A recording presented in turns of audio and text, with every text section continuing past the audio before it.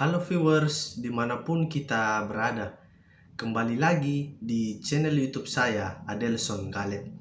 Nah, pada video saya yang keenam kali ini, saya akan melanjutkan membahas dimensi yang keenam di dalam administrasi gereja baru, yaitu dimensi evaluasi kinerja gereja. Namun sebelum itu, jangan lupa ya untuk like, comment, and subscribe. Nah, berbicara mengenai evaluasi kinerja gereja, tidak beda jauh dengan dimensi-dimensi yang ada sebelumnya. Dimensi ini mau menekankan kinerja gereja yang lebih baik. Maka dari itu, jika kita ingin kinerja gereja kita lebih bagus dan lebih baik dalam setiap tatanan dan organisasinya, maka diperlukan sebuah evaluasi kinerja yang dimana di dalam setiap tatanan atau organisasi yang ada di dalam suatu gereja dievaluasi atau dikoreksi. Jika ada yang salah, dibetulkan. Jika sudah benar, maka tetap dipertahankan dan dikembangkan lagi.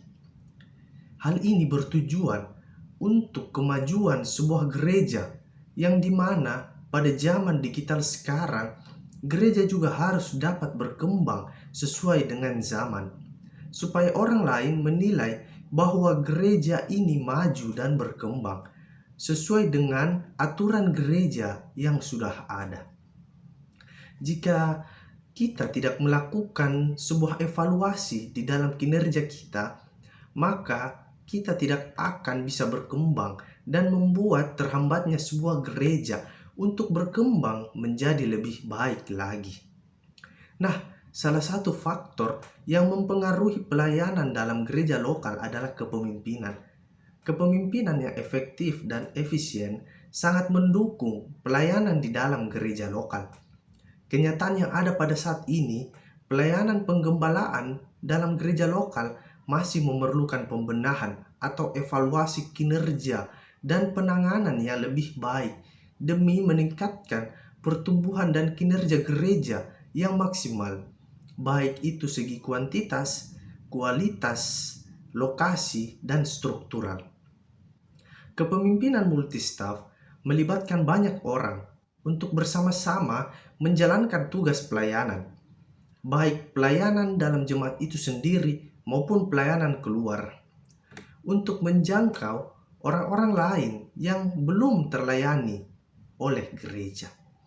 Sebab itu, kepemimpinan multistaff sangat relevan dalam pelayanan gereja agar gereja dapat mencapai pertumbuhan secara maksimal. Nah, gereja yang menerapkan model kepemimpinan multistaff tidak hanya cukup mengembangkan diri ke dalam, tetapi juga harus berupaya melebarkan sayap keluar dalam bentuk perintisan gereja. Hal ini seringkali ditakutkan oleh kebanyakan gereja bahwa dengan adanya kepemimpinan multistaff akan rentan terjadinya perpecahan. Dalam arti, anggota multistaff yang telah siap untuk terjun dalam pembukaan jemaat baru kelak akan memisahkan diri dan tidak mau lagi terikat dengan kinerja multistaff. Multistaff yang sehat akan membawa keuntungan untuk setiap personil yang ada di dalamnya. Keberadaan kepemimpinan pastoral multistaff dalam perintisan gereja akan menghasilkan hal-hal yang positif bagi anggota multistaff yang bersangkutan. Yang pertama ialah adanya dukungan moral. Gereja induk sebagai pengutus akan terus memotivasi staf yang bersangkutan dalam mengembangkan pelayanan yang dimulai. Yang kedua, adanya dukungan finansial. Dalam tahap perintisan, staf yang bersangkutan masih membutuhkan dukungan finansial dari gereja induk, baik dana kontra jika belum memiliki gedung ibadah atau rumah tinggal, maupun untuk biaya operasional pelayanan. Nah, viewers, kepemimpinan multistaff di dalam gereja lokal adalah sistem pembagian tugas dan talenta untuk melayani bersama. Kepemimpinan multistaff sangat penting untuk diterapkan di dalam pelayanan gereja. Sebab di dalam pelayanan gereja banyak hal yang harus dilakukan untuk pengembangan pelayanan kinerja gereja. Dengan adanya multi-staff, maka banyak orang yang bisa dilibatkan di dalam pelayanan. Nah, kita sebagai calon seorang pemimpin harus dapat menjalankan 5 dimensi yang ada sebelumnya. Setelah kita berhasil dapat melakukan itu, kita harus dapat mengevaluasi kinerja kita yang ada di dalam jemaat, supaya kita dapat mengerti, dan juga ketika kita melakukan evaluasi ini, kita sudah melaksanakan atau menerapkan pola pemimpin yang baru dan dapat mengembangkan suatu jemaat dengan baik.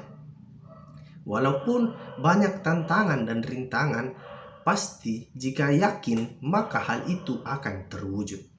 Nah, viewers, itu tadi pemaparan materi saya mengenai dimensi yang keenam di dalam administrasi gereja baru. Sekian dan terima kasih.